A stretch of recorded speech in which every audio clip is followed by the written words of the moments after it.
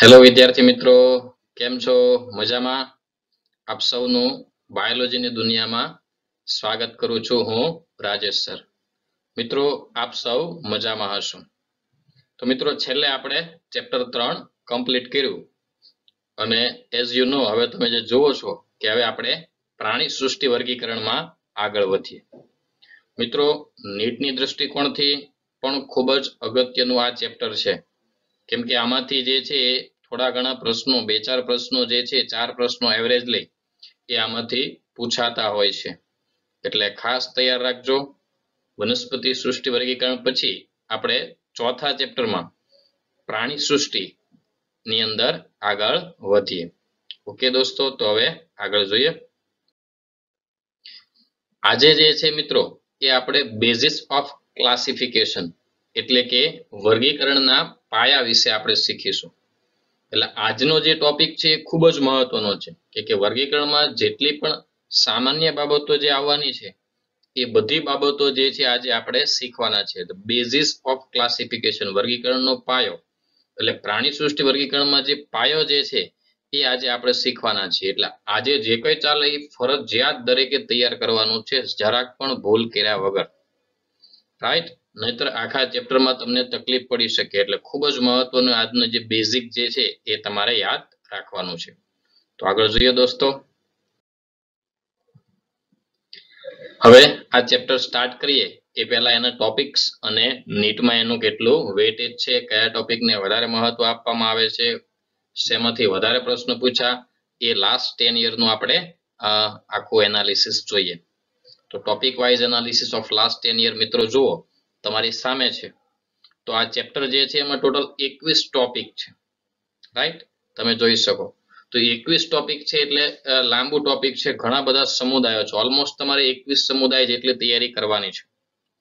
21 સમુદાયો જે છે એમાંથી સૌથી વધારે તમે જોઈ શકો, અહીંયા કર્સર હું લઈ લો મિત્રો, તો તમે જોઈ શકો તો મેક્સિમમ જે છે એ 4.8 એટલે કે ફાઇલમ આર્થ્રોપોડા એટલે કે સંધિપાદ સમુદાયમાંથી અત્યાર સુધી મેક્સિમમ પ્રશ્નો જે છે પૂછાયા છે, એટલે તમારે યાદ રાખવાના. ત્યાર પછી 26 જે છે એ લાસ્ટ એટલે કે છેલ્લું જે છે એટલે કે મેમેલિયા એટલે કે સસ્તન, રાઈટ? સસ્તન સમુદાયમાં જે છે એ સૌથી વધારે પછી સેકન્ડ છે. ત્યાર પછી 25 અને 24 એટલે કે સછિદ્ર અને પછી ટીનોફોરા એટલે કે સૂત્રકૃમિ, આમાંથી જે છે મેક્સિમમ પૂછાય. એટલે કે બેઝિસ ઓફ ક્લાસિફિકેશન, 25 સવાલો જે છે એ બેઝિસ ઓફ ક્લાસિફિકેશન માંથી છે. અને ત્રીજું જે છે કોષ્ઠાંતરી માટે, એટલે સછિદ્ર, કોષ્ઠાંતરી, આજે બેઝિસ ઓફ ક્લાસિફિકેશન એમાંથી પણ હાઈએસ્ટ પ્રશ્નો પૂછાય છે દોસ્તો, રાઈટ? તમે જોયું ને? તો આ બધી વસ્તુ જે છે એ ખાસ તમે યાદ રાખજો.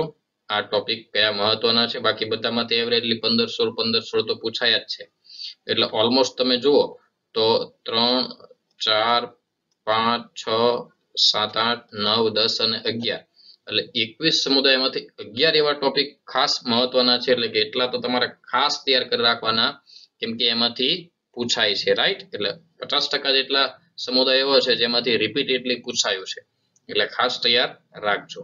તો આ એનાલિસિસ તમને આખા ચેપ્ટરની તૈયારીમાં હેલ્પફુલ થશે. જો મિત્રો તૈયાર તો બધું જ કરવાનું છે, બટ કોને વધારે ઇમ્પોર્ટન્સ આપવું એની માટે છે. ઓકે, તો આગળ વધીએ. હવે આ બેઝિસ ઓફ ક્લાસિફિકેશન શરૂ કરતા પહેલા આપણે એનો ચાર્ટ જોઈએ. પ્રાણી સૃષ્ટિ વર્ગીકરણ જે છે શેને આધારે થયું હતું, તો કે એની અંદર સૃષ્ટિ પ્રાણી છે, મોટા ભાગના પ્રાણી જે છે બહુકોષી પ્રાણીથી જ અહીંયા આપણે સ્ટાર્ટ કરવાનું છે.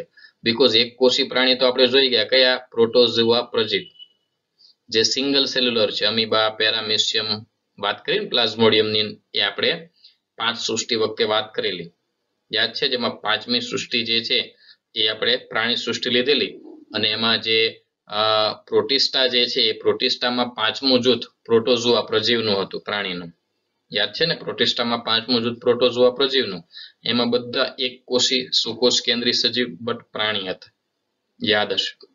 એટલે એક કોષી પ્રાણી પ્રજીવ વિશે આપણે વાત કરી ગયા છે ઓલરેડી. એટલે હવે પછી જે આ પ્રાણી સૃષ્ટિમાં આપણે આગળ વાત કરશું એ બધી જ બહુકોષી પ્રાણી સૃષ્ટિની વાત કરશું, બહુકોષી સજીવોની આપણે વાત કરવાની છે. ઓકે દોસ્તો, તો આગળ વધીએ. હવે આયોજનના સ્તરો જે છે એમાં જોઈએ આ બધું જ આપણે જોવાનું છે. એમાં કોષ સ્તરીય આયોજન હોય, પેશી, અંગ અને અંગ. એટલે કોષ સ્તરીય આયોજન એક જ છે, સછિદ્ર. રાઈટ, આના પરથી પણ તમે ઘણા બધા યાદ રાખી શકો. એક જ સમુદાય એવો છે જેમાં કોષ સ્તરીય આયોજન આવે છે, અને આ પૂછાઈ ગયું છે, અને એ કયું છે? સછિદ્ર. રાઈટ, અને એની સંમિતિ જુઓ તો કેવા છે? અસંમિતિ. રાઈટ, આ બધી વસ્તુ શું છે એ જ આપણે આજે શીખવાનું છે, બટ ચાર્ટ પરથી તમે આખું યાદ રાખી શકો. ત્યાર પછી જે છે એ અર્ય સંમિતિ. તો અર્ય સંમિતિ માત્ર બે જ સમુદાયમાં છે, કોષ્ઠાંતરી અને કંકતર. રાઈટ, ટીનોફોરા. પછી અદેહકોષ્ઠી એક જ છે, પૃથુકૃમિ, દેહકોષ્ઠી, પુટ દેહકોષ્ઠી, સૂત્રકૃમિ. અને ત્યાર પછીના બધા જ નુપુરક પછીના બધા જ જે છે એ કેવા છે દોસ્તો? એ દેહકોષ્ઠી છે. રાઈટ, પછી સંમિતિ જે છે અસંમિતિ સછિદ્રમાં છે, તો અર્ય સંમિતિ એમાં, બાકી બધામાં કઈ જોવા મળે? દ્વિપાર્શ્વ સંમિતિ. તો આ રીતે આપણે એને યાદ રાખી શકીએ. ભાઈ અસંમિતિ કોની અંદર જોવા મળે? તો કે અસંમિતિ જે છે એ સછિદ્રમાં. પછી અર્ય સંમિતિ તો કે કંકતધરા અને પૃથુકૃમિ. પછી બાકીના બધામાં તો કે દ્વિપાર્શ્વ સંમિતિ. રાઈટ, હવે આ સંમિતિ શું છે, દેહકોષ્ઠ શું છે, એ બધી જ વ્યાખ્યા આજે આપણે જોવાની છે, એટલે થોડીક શાંતિ રાખજો. બટ આ બધા જ સમુદાયો આ જ લાઈનમાં આપણે યાદ રાખવાના છે દોસ્તો. આની આ જ પેટર્નથી જે છે આની આ જ લાઈનમાં આપણે યાદ રાખવાના છે. તો કેવી રીતે યાદ રાખીએ? તો એની એક ચાવી બનાવી છે, એ ચાવી તમે નોંધી રાખજો, એ ક્રમમાં તમે યાદ રાખજો. તો ચાવી આ રીતે છે: સકો કપુ, સકો કપુ એટલે સછિદ્ર, કો કોષ્ઠાંતરી, ક કંકતધરા અને પુ પૃથુકૃમિ. સુનું સુનું, સમુ, સુસા, મેરુ. બધાનો પહેલો અક્ષર લીધો. સકો કપુ, સુનું, સમુ, સુસા, મેરુ. સછિદ્ર, કો કોષ્ઠાંતરી, કંકતધરા, પુ પૃથુકૃમિ. પછી સુનું એટલે કે સૂત્રકૃમિ, નુપુરક, સમૂહ સંધિપાદ, મૃદુકાય, સુસા શૂળત્વચી, સામે મેરુદંડી, અને મેરુ એટલે મેરુદંડી. ફરીથી આખી ચાવી બોલું છું, યાદ રાખજો. સકો કપુ, સુનું, સમુ, સુસા, મેરુ. રાઈટ, બધાનો પહેલો અક્ષર ને એ જ ક્રમમાં એને યાદ રાખવાનો, કેમ કે આખો ઉદ્વિકાસીય ક્રમ છે. ક્રમશઃ ઓછા વિકસિત થી વિકસિત તરફ જે છે એ સજીવો આમાં જોવા મળશે. ઓકે દોસ્તો, તો હવે આ વર્ગીકરણના બેઝિસ જે છે એ માટે પહેલા તમને ચાર્ટ આખો યાદ હોવો જોઈએ. આ જ બધા સમુદાયો જે છે આપણે જોવાના છે, પણ કેમાં કઈ રચના છે યાદ રાખવા માટે પહેલા એનો ચાર્ટ સમજવો જરૂરી છે, એટલે આપણે પહેલા ક્લાસિફિકેશનનો ચાર્ટ લીધો. ઓકે, તો hope you understand very well. અને આ ચાર્ટ ખાસ નોટ ડાઉન કરી રાખજો, 5 વાર પ્રેક્ટિસ કરી રાખજો અને મોઢે કરી રાખજો, તો તમને આગળના સમુદાય યાદ રાખવામાં સરળતા રહે. તો આગળ વધીએ દોસ્તો. વર્ગીકરણ એટલે શું? વર્ગીકરણના આધારો. તો કે શેને આધારે વર્ગીકરણ કરવામાં આવે? તો કે સજીવો જે છે, ખાસ કરીને અત્યારે આપણે પ્રાણીઓ, એમના લક્ષણોને આધારે એને નાના મોટા સમૂહમાં વહેંચવું. એ તો આપણને ખબર જ છે વર્ગીકરણ, કે પ્રાણીઓ જે છે એને નાના મોટા સમૂહમાં સમાનતા જુદાપણાને આધારે અલગ અલગ સમૂહમાં વહેંચવું, એને શું કહેવામાં આવે? વર્ગીકરણ. રાઈટ, એ વર્ગીકરણમાં જે છે નવી ઓળખાયેલી જાતિને યોગ્ય સ્થાને મૂકવામાં પણ મદદરૂપ થાય. કયા આધારે વર્ગીકરણ અહીંયા કરવામાં આવ્યું છે? તો કે પ્રાણીઓની રચનાને આધારે, સ્વરૂપ તફાવતને આધારે, એમાં કોષોની ગોઠવણીને આધારે, બહુકોષી છે, પેશીવાળા છે, અંગવાળા, અંગતંત્ર, એની સંમિતિને આધારે, એમના દેહકોષના આધારે, એની પાચનની રીતને આધારે, એમાં પરિવહન તંત્ર, પ્રજનન તંત્ર, શ્વસન તંત્ર, ઉત્સર્જન તંત્ર, રાઈટ, એના શરીરમાં આવેલા બધા તંત્રોની રચનાને આધારે. તો આ બધા બેઝિક આધારો જે છે એને આધારે વર્ગીકરણ કરવામાં આવ્યું. પણ કેવી રીતે એને અલગ કર્યા છે, શું એમાં અલગ અલગ છે, એ હવે આપણે જોઈએ. તો આયોજનના સ્તરો, લેવલ ઓફ ઓર્ગેનાઇઝેશન. તો સજીવો જે છે એ અલ્પ વિકસિત થી વિકસિત તરફ જઈએ તો જટિલ બનતા જાય. તો બેઝિક તમે નાના ધોરણમાં પણ શીખ્યા હશો દોસ્તો, કે પહેલા જે સજીવો હોય એ કોષોના બનેલા એક કોષી સજીવ, પ્રજીવની વાત કરીએ તો એ કોષ સ્તરીય આયોજન ધરાવે. પછી બહુકોષી સજીવ, એ પણ કોષ સ્તરીય આવે. પછી કોષો ભેગા મળી પેશી બનાવે એટલે પેશી સ્તરીય, પેશી ભેગી મળી અંગ બનાવે, અંગ સ્તરીય, અંગો ભેગા મળી અંગ તંત્રો, પાચન તંત્ર, કંકાલ તંત્ર, શ્વસન તંત્ર, પરિવહન તંત્ર, ચેતાતંત્ર. તો બધા તંત્રો બનાવે એટલે અંગો ભેગા મળી અંગ તંત્ર બને, અંગ તંત્ર બને એટલે હોલ બોડી, એટલે કે આખું શરીર બને છે. રાઈટ દોસ્તો, તો આ રીતે જે છે એ આયોજનના સ્તરો છે, કે ધીરે ધીરે અલ્પ વિકસિત હોય, કોષો વાળા હોય, એક કોષી, બહુકોષી, પેશી વાળા કોષો ભેગા મળી પેશી બનાવે, પેશી ભેગી મળી અંગ બને, અંગ ભેગા મળી અંગતંત્ર, અંગતંત્ર ભેગા મળે તો આખો સજીવ બને છે, રાઈટ. તો એ રીતનું જે છે આખું આયોજનનું સ્તર છે, તો એ આપણે 1 by 1 જોઈએ. તો પહેલું લેવલ જે છે મિત્રો સેલ્યુલર લેવલ, ધેટ ઇઝ કોષ સ્તરીય આયોજન, કે કયા સજીવો કોષોના બનેલા છે. તેમાં પહેલું આવશે સછિદ્ર સમુદાયનું ઉદાહરણ વાદળી. અત્યારે સમુદાયો તમારે ચાર્ટ દ્વારા યાદ રાખવાના, પછી ધીરે ધીરે જેમ જેમ ચાલશે એમ તમને યાદ રહી જશે, રાઈટ. એટલે પ્રાણીના દરેક સભ્યો બહુકોષી હોય છે, રાઈટ. અને બધા જ પ્રાણી કોષના આયોજનને સરખી પ્રદર્શિત કરતા નથી. એટલે કે અને સછિદ્ર સમુદાયના પ્રાણીઓ વાદળી એ બહુકોષી છે, બટ એમાં કોષો ભેગા મળે પેશી નથી બનાવતા. એટલે કોષ સ્તરીય આયોજન જોવું હોય તો એક કોષી પેલા પ્રજીવ, જે આપણે ઓલરેડી શીખી ગયા, પ્રજીવ એક કોષી અમીબા પેરામીશિયમ, એ કોષ સ્તરીય આયોજન દર્શાવે. અને સછિદ્ર સમુદાયના પ્રાણી વાદળીઓ એ પણ જે છે એ કોષ સ્તરીય આયોજન દર્શાવે. બટ પ્રજીવો એક કોષી છે અને વાદળીઓ કેવા છે બહુકોષી. તો બહુકોષી હોવા છતાં કેમ પેશી નથી બની? ઘણા બધા કોષો છે તેમ છતાં પેશી ભેગી મળી અને કોષો ભેગા મળીને પેશી કેમ નથી બનાવી, તેનું જોઈએ. કે સછિદ્ર જે છે એમાં કોષો શિથિલ રીતે ગોઠવાયેલા છે, લૂઝ સેલ અરેન્જમેન્ટ છે. એટલે કાર્યની દ્રષ્ટિએ એવું એકબીજા સાથે જોડાયેલા નથી, અને જોડાયેલા નથી તો કોષો ભેગા મળીને પેશી બનતી નથી. ઓકે, તો બહુકોષી હોવા છતાં એમાં પેશી કેમ ન બની? સછિદ્રમાં કોષ સ્તરીય આયોજન શા માટે? તો કે સછિદ્રની અંદર કોષ સ્તરીય આયોજન એટલા માટે કે કોષો ભેગા મળી પેશી બનતી નથી. એનું રીઝન છે કારણ કે કોષો શિથિલ ગોઠવણી ધરાવે. શિથિલ એટલે કે એકબીજાથી આગી પાછી છે, થોડી દૂર ગોઠવાયેલા છે, એમની વચ્ચે કોઈ કોમ્બિનેશન નથી, ગાઢ રીતે જોડાયેલા નથી, રાઈટ. એને કારણે કોષો ભેગા મળી અને એક પેશી તરીકે કામ કરતા નથી. એટલા માટે સછિદ્રમાં બહુકોષી હોવા છતાં એમાં કોષ સ્તરીય આયોજન છે. ઓકે, યાદ રાખજો એનું રીઝન. એટલે તેઓ કોષ સ્તરીય આયોજન પ્રદર્શિત દર્શાવે છે, એમાં પેશી બનતી નથી. કોની અંદર? સછિદ્રમાં. રીઝન સમજાણું? તો કોષ સ્તરીય આયોજનની વાત થઈ. હવે કોષો ભેગા મળી શું બનાવશે? પેશી. એટલે નેક્સ્ટ આયોજન જે છે પેશી સ્તરીય. જો છે ને ટિશ્યુ લેવલ ઓર્ગેનાઇઝેશન, પેલું સેલ લેવલ હતું, ટિશ્યુ એટલે કે પેશી. હવે કોષો ભેગા મળી આગળ આગળ જેમ જેમ તમે જતા જશો એમ વિકસિત જે છે સમુદાયો આવશે. એટલે પ્રાણીઓ જે છે ધીરે ધીરે વિકસતા જાય છે, ઉદ્વિકાસ થાય છે. અને ઉચ્ચ કક્ષાનું પ્રાણી એટલે મનુષ્ય જેવું સારું બુદ્ધિશાળી પ્રાણી અસ્તિત્વમાં આવશે. તો એ પણ ધીમે ધીમે આવશે. તો વાત કરીએ પેશી સ્તરીય આયોજનની, તો કોષ્ઠાંતરી પ્રાણીઓ જે છે એ પણ બહુકોષિત છે, પરંતુ એમાં કોષો વચ્ચે પેલી કાર્યની દ્રષ્ટિએ એક વિભાજન થયું છે, શ્રમ વિભાજન. ધેટ મીન્સ કે ત્યાં કોષો ભેગા મળી અને કાર્યની વહેંચણી કરીને એક સમૂહમાં કામ કરે છે, જે છિદ્રમાં બનતું નહોતું. સછિદ્રમાં એ પોસિબલ નહોતું બનતું. જ્યારે કોષ્ઠાંતરીમાં શું થયું દોસ્તો? કોષો ભેગા મળી અને શું બનાવે છે? પેશી. સમજ્યા?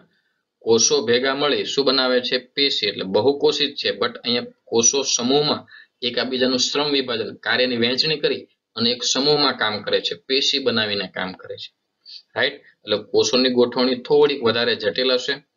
સમાન કાર્ય ધરાવતા કોષો ભેગા મળે એટલે શું બને? પેશી. અને પેશી જોવા મળે એટલે પેશી સ્તરીય આયોજન આની અંદર જોવા મળ્યું છે કોષ્ઠાંતરીની અંદર, રાઈટ. આથી તેને પેશી સ્તરીય આયોજન ટિશ્યુ લેવલ ઓર્ગેનાઇઝેશન કહે છે. ઉદાહરણ તરીકે કોષ્ઠાંતરી પ્રાણી હાઇડ્રા અને જેલીફિશ. બંને પ્રાણી વિશે તમે જાણતા હશો. આ જેલીફિશ છે એની ઇમેજ છે, અને પહેલી છે જે હાઇડ્રાની, રાઈટ, દરિયાની અંદર ખારા પાણીમાં જોવા મળે. ઓકે, તો આ રીતે પેશી સ્તરીય આયોજન કોની અંદર જોવા મળ્યું? કોષ્ઠાંતરીમાં. જેમાં શું થાય? કોષો ભેગા મળી અને પેશી બનાવે, એક સમૂહ તરીકે કાર્ય કરે. અને કયા સમુદાયમાં જોવા મળે? કોષ્ઠાંતરીમાં. તો હવે તમને આઈડિયા આવી જ ગઈ હશે. પેશી ભેગી મળી શું બનાવશે? અંગ. એટલે નેક્સ્ટ લેવલ જે છે અંગ સ્તરીય આયોજન હશે. તેમાં આગળ વધીએ. અંગ સ્તરીય આયોજન એટલે હવે આ જે છે વધારે વિકસિત સજીવો આવવા લાગે, જેમાં સ્પેશિયલ અંગ બનવા લાગ્યા. હવે શરીરમાં અંગોની જરૂરિયાત ઊભી થઈ. ધીરે ધીરે જે છે ઉદ્વિકાસ દર્શાવે છે કે અલ્પ વિકસિત થી વિકસિત તરફ પ્રાણીઓ જે છે અસ્તિત્વમાં આવ્યા છે.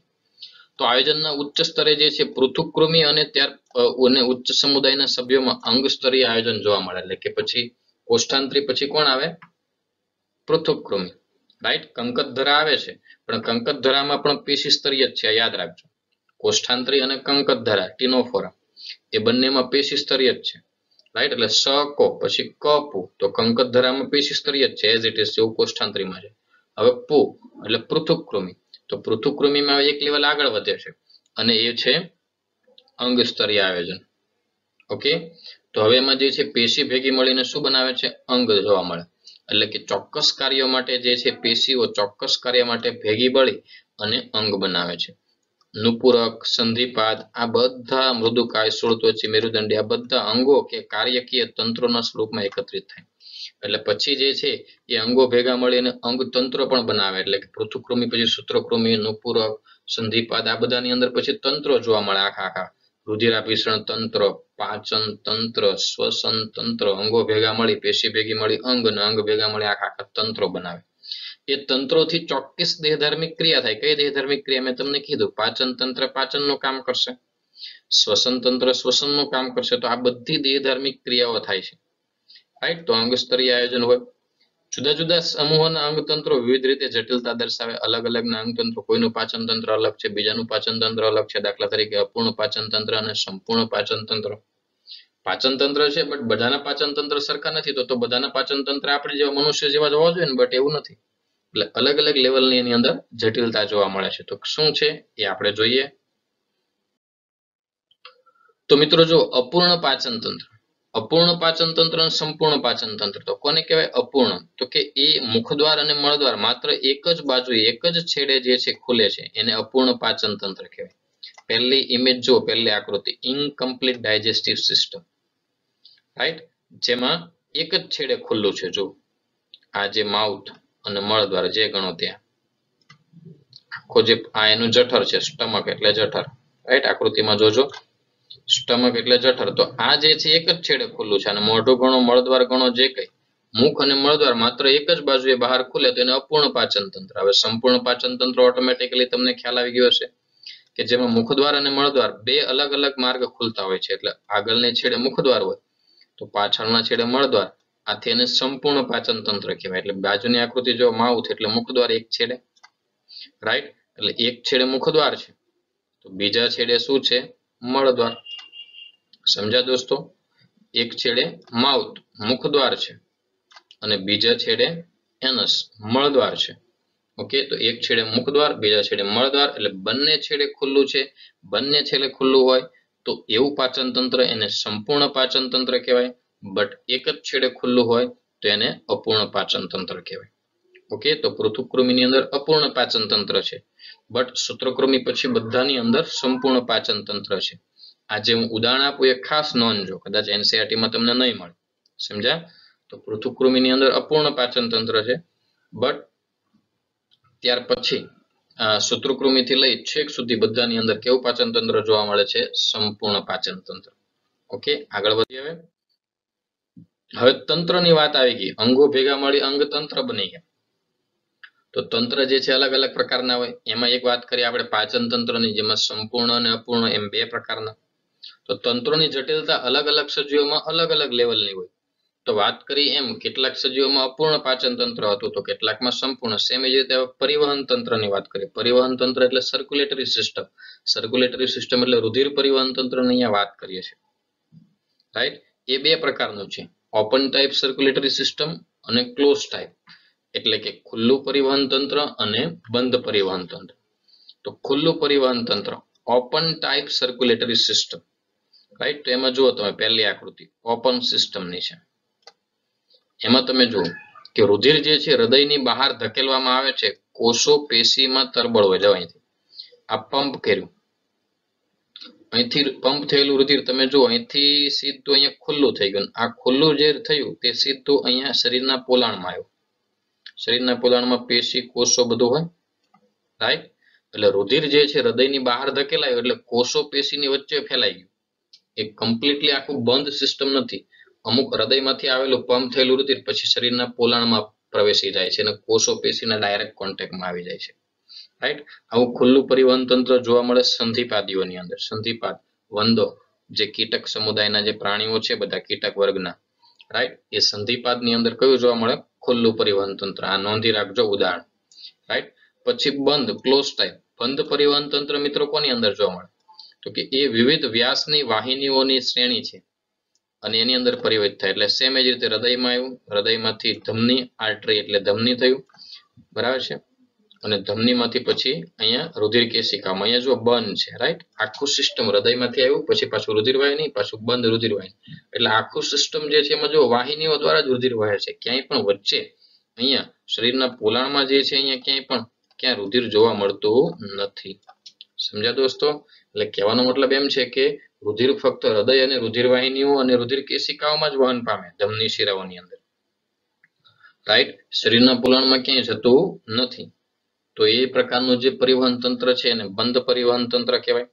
તો આ રીતે બે પ્રકારના પરિવહન તંત્ર, ખુલ્લું પરિવહન તંત્ર અને બંધ પરિવહન તંત્ર. ખુલ્લું પરિવહન તંત્ર એટલે હૃદયમાંથી જે છે એ ધમનીઓ દ્વારા રુધિર ક્યાં જશે? શરીરના પોલાણમાં જશે, કોષો પેશીના સીધા સંપર્કમાં, એટલે કોષો પેશીથી તરબળ થઈ ગયું હોય રુધિરથી આખી તરબળ થઈ ગઈ હોય કોષો પેશી અને ડાયરેક્ટ કોન્ટેક્ટમાં હોય, રાઈટ? જ્યારે બંધ પરિવહન તંત્ર એટલે કે રુધિર જે છે એ ફક્ત હૃદય અને રુધિર વાહિની અને રુધિર કેશિકાઓમાં જ વહન પામે છે, બીજે ક્યાંય નહીં. ખુલ્લું પરિવહન તંત્ર કોની અંદર જોવા મળશે? સંધિપાદમાં, રાઈટ? અને બંધ પરિવહન તંત્ર નુપુરક અને ત્યાર પછી બધા જ સમુદાયની અંદર કેવા પ્રકારનું પરિવહન તંત્ર જોવા મળશે દોસ્તો? બંધ પ્રકારનું. ઓકે, તો આ નોંધી રાખજો ઉદાહરણ ખાસ. આગળ વધીએ તો હવે આવશે સમમિતિ, રાઈટ? તો આ આયોજનના સ્તરો હતા બધા, કોષ સ્તરીય, પેશી સ્તરીય, અંગ સ્તરીય, અંગતંત્ર સ્તરીય અને કેટલાક તંત્રો પણ આપણે જોયા. હવે સમમિતિ જોઈએ. સમમિતિ એટલે પ્રાણીને જો શરીરને જો કાપવામાં આવે તો સરખી રીતે કપાય, સરખા બે ભાગમાં વહેંચાય, સરખા ભાગમાં ન વહેંચાય, એને આધારે જે છે પ્રકાર પાડેલા છે. સમજ્યા દોસ્તો? શેને આધારે પ્રકાર પાડ્યા છે? તો કે સજીવો જે છે સરખા ભાગમાં વહેંચાય પણ ખરા અને ન પણ વહેંચાય, એને આધારે જે છે એના પ્રકાર પાડ્યા છે. તો પ્રાણીઓમાં જે છે 3 પ્રકારની સમમિતિ જોવા મળે. એ સમમિતિને આધારે જે છે એક અસમમિતિ, અર્ય સમમિતિ અને દ્વિપાર્શ્વ સમમિતિ. કેટલા પ્રકારની સમમિતિ છે? 3. અસમમિતિ, અર્ય સમમિતિ અને દ્વિપાર્શ્વ, રાઈટ? તો સમમિતિ એટલે કે એને ભાગમાં વહેંચવાના છે. હવે અસમમિતિ નામ પરથી જ ખ્યાલ આવી જશે કે એસિમેટ્રિકલ. અસમમિતિ ધેટ મીન્સ કે જો મધ્યમાંથી પ્રાણી શરીરને કાપવામાં આવે, મધ્યમાંથી પ્રાણી શરીરને જો કાપવામાં આવે તો બે સરખા ભાગમાં વિભાજિત થતું નથી, રાઈટ? મધ્યમાંથી જ કાપવાનું, ફિક્સ મધ્યમાંથી જ કાપવાનું. મધ્યમાંથી જો પસાર થતી ધરી, રાઈટ, એટલે કે આપણે કાપવાની વાત કરીએ તો ધરી પસાર કરો, બધું સરખું જ થયું. તો પ્રાણી શરીર સરખા ભાગમાં વિભાજિત ન કરે તો યાદ રાખજો, પ્રાણી જે છે એ બે સરખા ભાગમાં વહેંચાતું નથી. બે સરખા ભાગમાં વહેંચાય નહીં તો અસમમિતિ કહેવાય. અહીંયા જો નો સિમેટ્રી, સ્પોન્જી વાદળીની અંદર અસમમિતિ વાળું એક જ છે, સછિદ્ર સમુદાયનું વાદળ, યાદ કરો. કીધું ને સ્ટાર્ટિંગમાં. તો અસમમિતિ જે છે આને તમે વહેંચો બે ભાગમાં તો સરખા ભાગમાં નહીં વહેંચાય, બરાબર? આ બાજુનો ભાગ એને આ બાજુનો ભાગ બંને ઇક્વલ રીતે નથી ભાગ પડતા.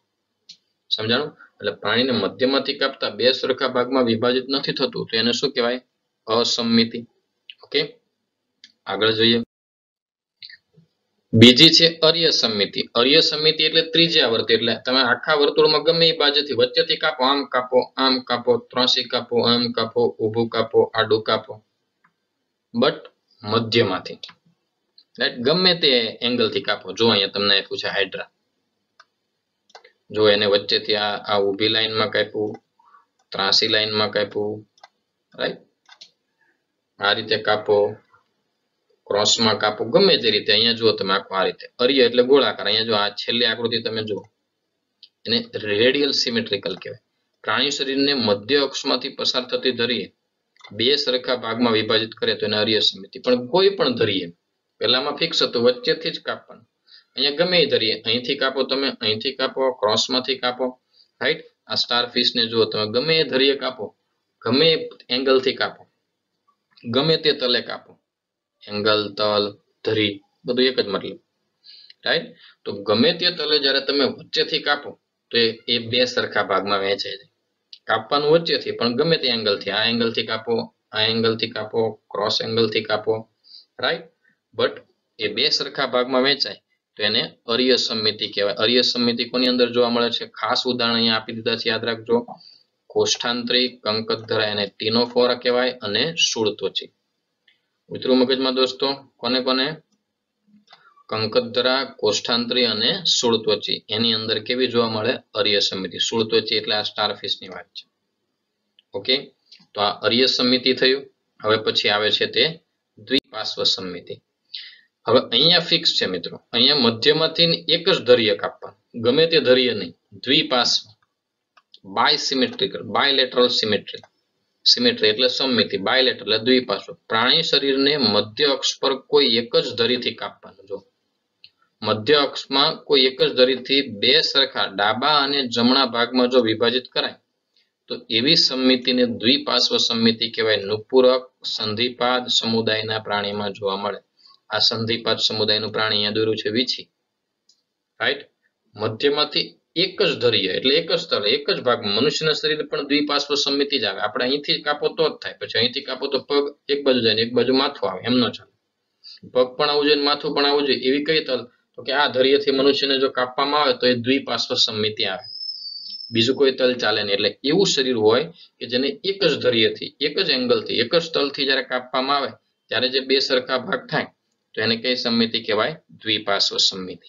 ઓકે, તો આ રીતે મિત્રો સંમિતિને આધારે પ્રાણીઓના ત્રણ પ્રકાર કયા કયા? પહેલું કયું હતું? અસંમિતિ, જેમાં શરીર બે સરખા ભાગમાં વહેંચાતું નથી. બીજું હતું અર્ય સંમિતિ, એટલે કે વચ્ચેથી કાપો ગમે તે તલે, બે સરખા ભાગમાં વહેંચાય. અને ત્રીજું દ્વિપાર્શ્વ સંમિતિ, એમાં મધ્યમાંથી કાપવાનું, બટ ફિક્સ એક જ ધરીએ, ગમે તે ધરીએ ગમે તે તલે નહીં. રાઈટ. ઉદાહરણ છે કોષ્ઠાંતરી, કંકતધરા અને સંધિપાદ. અગાઉ જે ઉદાહરણ આપ્યા યાદ રાખજો. આગળ વધીએ હવે નવા એના બેઝિક આ પાયાની બાબતમાં. હવે છે ગર્ભસ્તરો. ગર્ભસ્તરોને આધારે સજીવોને અલગ કર્યા છે. એમાં દ્વિગર્ભસ્તરી જે છે એ બે જ છે, યાદ રાખજો, કોષ્ઠાંતરી અને કંકતધરા. એટલે બે પ્રકારના સજીવો છે અહીંયા, દ્વિગર્ભસ્તરી અને ત્રિગર્ભસ્તરી.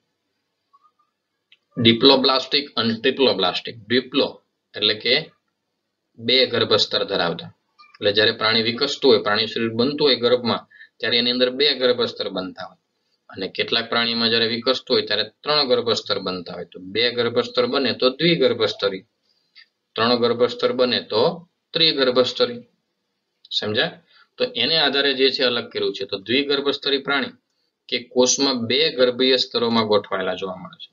એટલે બહારનું બાહ્ય ગર્ભસ્તર અને અંદરનું અંતઃગર્ભસ્તર, તો એને દ્વિગર્ભસ્તરી કહેવાય. એમાં આવે કોષ્ઠાંતરી અને બીજું એક હું અહીંયા એડ કરું છું, યાદ રાખજો, એ છે કંકતધરા, ટીનોફોરા. રાઈટ. જેમાં બાહ્ય અને અંતઃગર્ભસ્તર વચ્ચે એક મધ્ય શ્લેષ્મ સ્તર મેસોગ્લિયા આવેલું હોય. જો તમે પહેલી આકૃતિ એ દ્વિગર્ભસ્તરની છે, બે જ છે.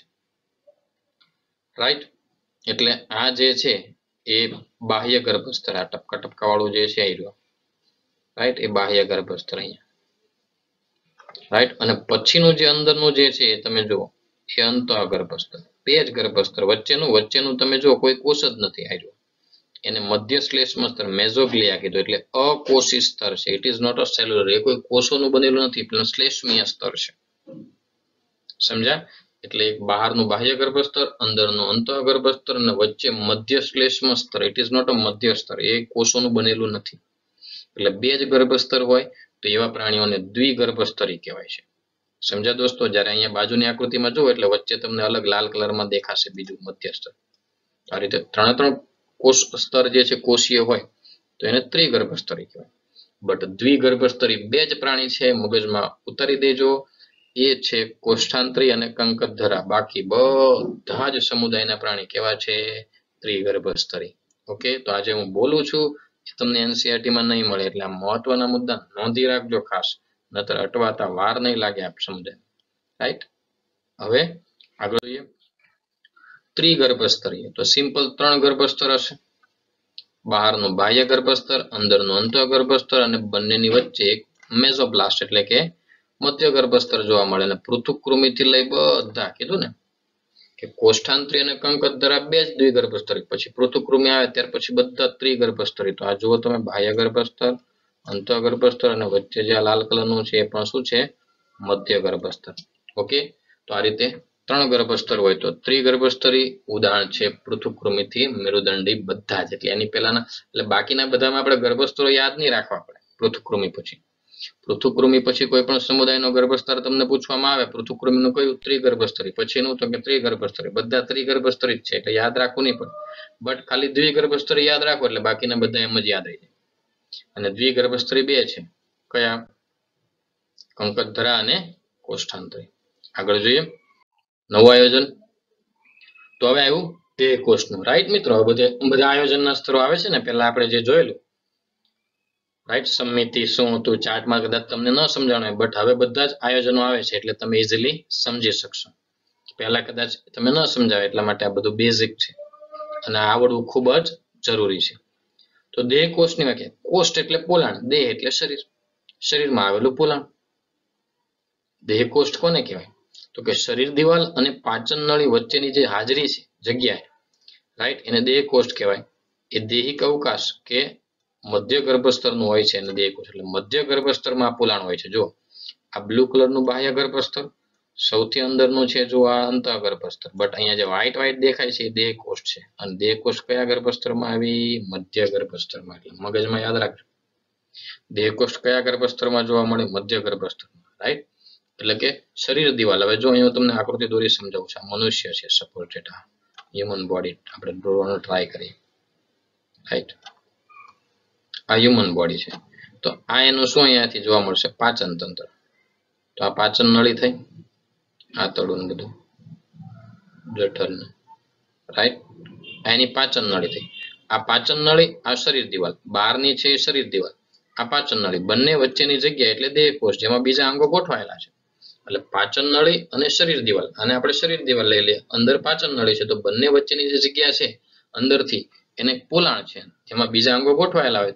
તો પાચન નળી અને શરીર દિવાલ બંને વચ્ચેનો અવકાશ એને દેહ કોષ્ઠ કહેવાય. દેહ એટલે શરીર, કોષ્ઠ એટલે પોલાણ. તો શરીરમાં આવેલું પોલાણ, જો જે સજીવમાં એ હોય એને દેહ કોષ્ઠી, જેમાં ન હોય એને અદેહ કોષ્ઠી. કેટલાક સજીવના એવા હોય કે એમના શરીરમાં પોલાણ જ નહીં હોય, ચપટા હોય, હા, રાઈટ. તો એને અદેહ કોષ્ઠી કહેવાય. કેટલાક સજીવો એવા હોય કે જેના શરીરમાં પોલાણ જોવા મળે તો એને શું કહેવામાં આવે? દેહ કોષ્ઠી, રાઈટ. તો આને આધારે 3 પ્રકારના સજીવો છે: દેહ કોષ્ઠી, અદેહ કોષ્ઠી અને કુટદેહ કોષ્ઠી, રાઈટ. 3 પ્રકારે જોવા મળે: દેહ કોષ્ઠી, અદેહ કોષ્ઠી અને કુટદેહ કોષ્ઠી. તો જોઈએ આપણે. સમજાણું મિત્રો, દેહ કોષ કોને કહેવાય અને કયા ગર્ભસ્તરમાં બને? મધ્ય ગર્ભસ્તરમાં જ, યાદ રાખજો. તો જે પ્રાણી દેહ કોષ ધરાવે એને દેહ કોષધારી કહેવાય. સિમ્પલ. કયા છે? નુપુરક થી બધા જ આવશે. આ સિમ્પલ તમારે યાદ રાખવાનું. નુપુરક થી મૃદુકાય, સંધિપાદ, શોધપછી, સામે મેરુદંડી બધા, રાઈટ. કે જેમાં શરીરના પોલાણ જોવા મળે, એટલે કે દેહ કોષ્ઠ આવેલું હોય, દેહ કોષધારી છે. નુપુરક પછી બધા જ. અને આ રીતનું અહીં જે આકૃતિ છે દેહ કોષની છે, મધ્ય ગર્ભસ્તરમાં ઉત્પન્ન થાય, રાઈટ. આગળ વધીએ. કુટદેહ કોષ્ઠી, સ્યુડોકોલેમેટ. કુટદેહ કોષ્ઠી, જેમાં પ્રાણીમાં દૈહિક અવકાશનું સ્તર મધ્ય ગર્ભસ્તરનું નથી, પરંતુ બાહ્ય ગર્ભસ્તર અને અંતઃ ગર્ભસ્તર વચ્ચે મધ્ય ગર્ભસ્તર છૂટી છવાઈ કોથળી સ્વરૂપે આવેલું હોય. જુઓ અહીંયા રિયલમાં મધ્ય ગર્ભસ્તર નથી, મધ્ય ગર્ભસ્તર આટલું જ છે. આટલામાં મધ્ય ગર્ભસ્તર છે, લાલ કલરનું જે દેખાય, એટલે મધ્ય ગર્ભસ્તર એ સળંગ નથી પણ છૂટી છવાઈ કોથળી સ્વરૂપે છે. તો વચ્ચે જે ખાલી જગ્યા રહે એને કુટદેહ કોષ્ઠ કહેવાય. ખોટી દેહ કોષ્ઠ. કુટ એટલે ખોટું. કેમ કુટદેહ કોષ્ઠ દોસ્તો? કારણ કે રિયલમાં દેહ કોષ્ઠ કયા ગર્ભસ્તરમાં બને? રિયલમાં દેહ કોષ્ઠ કયા ગર્ભસ્તરમાં બને? તો કે મધ્ય ગર્ભસ્તરમાં. બટ અહીંયા મધ્ય ગર્ભસ્તર આખું સળંગ નથી. મધ્ય ગર્ભસ્તર સળંગ નથી તો કેવું છે? ટુકડે ટુકડે છે. અહીંયા થોડું કેવું છે, અહીંયા થોડું કેવું છે, અહીંયા થોડું કેવું છે અને અહીંયા થોડું કેવું છે. બંને બાજુ અહીંયા થોડું કેવું છે અને અહીંયા થોડું કેવું, લાલ કલર જોઈ ને આકૃતિમાં. બાકીનો ભાગ જે વ્હાઈટ વ્હાઈટ જે છે આ બધો ભાગ, રાઈટ, એ શું છે? એ તો ખાલી પોલાણ છે. એ મધ્ય ગર્ભસ્તરનું નથી. એ પોલાણ છે બટ મધ્ય ગર્ભસ્તરમાં નથી બન્યું. એટલે દેહ કોષ્ઠ કહેવાય બટ ખોટી, મધ્ય ગર્ભસ્તરમાં બની નથી. એટલે કુટદેહ કોષ્ઠ કહેવાય. કુટદેહ કોષ્ઠ એક જ છે, એ છે સૂત્રકૃમિ. યાદ રાખજો દોસ્તો. કુટદેહ કોષ્ઠ કયા છે? એક જ. અને એ કયા છે? સૂત્રકૃમિ. ઓકે.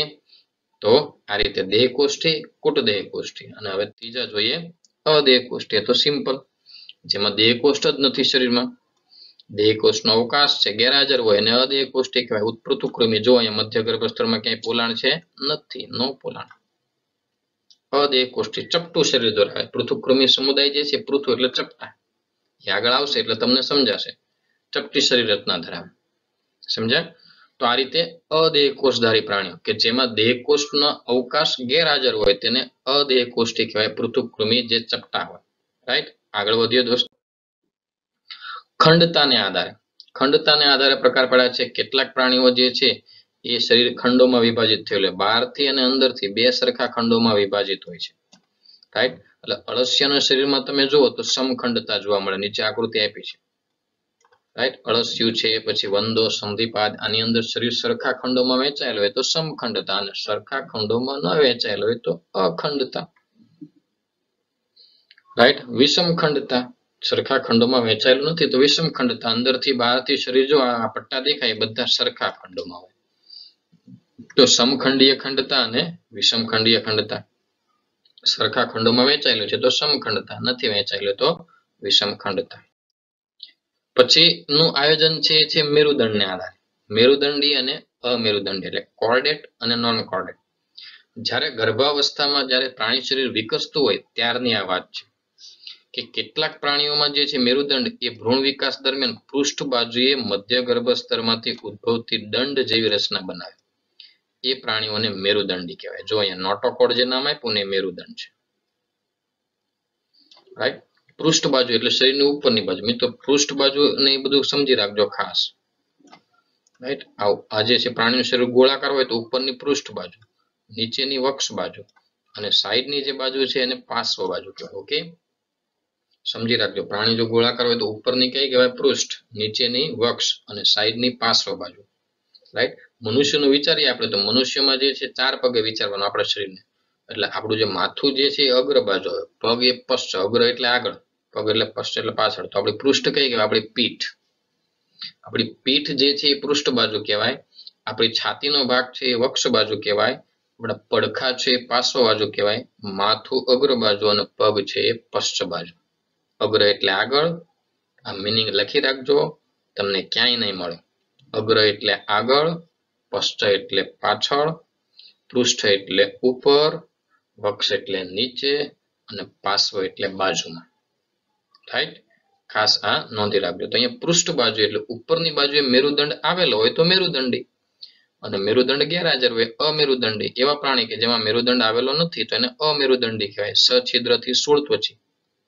રાઈટ, અને બધા જ મેરુદંડી પ્રાણીઓ આપણે પછી જોવાના છે, એનું અલગ વર્ગીકરણ છે. યાદ કરો, વર્ગીકરણમાં છેલ્લે આપણે મેરુ એટલે મેરુદંડીની વાત કરીએ. તો જેમાં પૃષ્ઠ બાજુએ આવો નક્કર દંડ જેવી રચના, જે આકૃતિમાં નોટોકોડ આપ્યું છે, જ્યારે ગર્ભ વિકાસ દરમિયાન, ભ્રૂણ વિકાસ દરમિયાન એની પૃષ્ઠ બાજુએ આવી નક્કર દંડ જેવી રચના જોવા મળે. રાઈટ, એને મેરુદંડ કહેવાય. મેરુદંડ ધરાવતા પ્રાણીઓને મેરુદંડી કહેવાય, જેનું આખું અલગ વર્ગીકરણ છે. બટ જેમાં મેરુદંડ જ નથી એને અમેરુદંડી કહેવાય. સછિદ્રથી લઈને શૂળત્વચી સુધી બધા જ કેવા છે? અમેરુદંડી. ઓકે, તો યાદ રાખજો, જે મેરુદંડ ધરાવે મેરુદંડી, અને જેમાં મેરુદંડ નથી એ અમેરુદંડી, નોન કોર્ડેટ. ઓકે મિત્રો, તો ધેટ્સ ઓલ ફોર ટુડે. આ આજના આયોજનના સ્તરો છે. રાઈટ, આ basic level of the classification, વર્ગીકરણનો પાયો. હવે આમાં જેટલી પણ વ્યાખ્યા આવી, સંમિતિ, અસંમિતિ, અર્ય સંમિતિ, દ્વિપાર્શ્વ સંમિતિ, દ્વિગર્ભસ્તર, ત્રિગર્ભસ્તર, દેહકોષ્ઠી, અદેહકોષ્ઠી, કુટદેહકોષ્ઠી, સમખંડતા, વિષમખંડતા, મેરુદંડી, અમેરુદંડી, સંપૂર્ણ પાચન, અપૂર્ણ પાચન, પેશી સ્તરીય આયોજન, કોષ સ્તરીય આયોજન, અંગ સ્તરીય, અંગતંત્ર સ્તરીય, આ જેટલી પણ વ્યાખ્યા આવી ફરજિયાત આજે જ તૈયાર કરી નાખવાની, અને ચાર્ટ પણ. કેમ કે હવે પછી આ વસ્તુના ખાલી નામ જ આવશે, શબ્દો જ આવશે, એની વ્યાખ્યા ડિટેલમાં આવશે નહીં અને સમજાવાશે પણ નહીં. રાઈટ, કે બીજું ઘણું બધા નવા લક્ષણો આપણે સમુદાય વાઇઝ શીખવાના હોય. એટલે ખાસ તમને આ કહેવાનું છે, ભૂલતા નહીં. રાઈટ, અને હજુ પણ તમને સંમિતિની આ બધી વ્યાખ્યા સમજવી હોય તો કે વિડીયો જે છે એ ખાસ જોજો. વિડીયો જોયા વગર આ પૂરું નહીં કરતા. બધા જ સમુદાયમાં હવે હું છેલ્લે જે છે બધા જ લેક્ચરમાં એક વિડીયો મૂકીશ. એ વિડીયોથી તમે બધા જ લક્ષણો ખૂબ સારી રીતે સમજી શકો. વર્ચ્યુઅલી તમને દેખાશે બધી ઇમેજીસ. રાઈટ, એટલે તમે સારી રીતે સમજી શકો વિડીયો દ્વારા પણ અને આ રીતે પણ. એટલે બધી જ આજનો લેક્ચર સંપૂર્ણપણે આજે જ તૈયાર કરવાનો. એકવાર લખી, 2 વાર લખી, કેમ કે બધી જ વસ્તુ આખા ચેપ્ટરમાં રિપીટ થશે અને ક્યાંય પણ ફરીથી ભણાવાશે નહીં, કેમ કે ઓલરેડી એનો કન્સેપ્ટ પહેલા આપી દીધો. એક ચાર્ટ તૈયાર કરી નાખવાનો છે ફરજિયાત, અને બધી જ સ્તરો એકદમ ઈઝી છે, તમે જોઈ શકો. ખાલી પ્રકાર પાડો એટલે હાજરી ગેરહાજરીને આધારે થઈ જાય. અને સમુદાયો અને ઉદાહરણો ક્યારે યાદ રહેશે? જ્યારે આખો ચાર્ટ આપણે યાદ રાખીશું ત્યારે. ઓકે, તો હા, hope you understand very well. But video જોયા વગર બાય બાય થતા નહીં. ઓકે, તો નવા વિડીયો લેક્ચરમાં ફરી મળીએ. Till then bye bye. But video જોવાનો છે એટલાની પછી વિડીયો પ્લે થશે. ઓકે, આવજો. You will learn about the basis of animal classification. With over 1 million animal species on our earth, it would be difficult to categorize them into different groups. However, with the help of basic fundamental features such as level of organization, symmetry, cell organization, nature of coelom, segmentation and notochord, scientists have classified animals into various groups. Let's understand each of these basic fundamental features in detail. Level of organization is the first basic fundamental feature that deals with the pattern of cell organization in an animal. There are 4 patterns of cell organization: cellular, tissue, organ and organ system. Sponges exhibit a cellular level of organization where cells are loosely arranged. Tissue level of organization is more complex and is displayed in coelenterates. Here, the cells that perform the same function are arranged into tissues. Organ level of organization is exhibited in members of Platyhelminthes and other higher phyla. Here, the tissues are grouped to form organs and each organ performs a particular function. The last cell pattern is the organ system level of organization. Here, the organs are associated with one another to form a functional system where each system performs a specific physiological function. Animals like annelids, arthropods, mollusks, echinoderms and chordates exhibit this level of organization. Organ systems can also differ in complexity in various animal groups. For example, Platyhelminthes have an incomplete digestive system, where a single opening outside the body serves as both the mouth and the anus, whereas humans have a complete digestive system that has 2 openings, a mouth and an anus. You will also find 2 types of circulatory systems in animals: open and closed. Symmetry is another feature by which animals are classified. They can be asymmetrical, like sponges, or have radial symmetry, like coelenterates, ctenophores, and echinoderms. However, most animals like annelids and arthropods have bilateral symmetry. Cell organization is the next feature used for classification. There are 2 types of cell organization: diploblastic and triploblastic. Coelenterates have diploblastic organization, where the germinal layers of the cell consist of an external ectoderm and an internal endoderm. Members from phylum Platyhelminthes to chordates have triploblastic organization, where a third germinal layer, the mesoderm, is found between the ectoderm and the endoderm.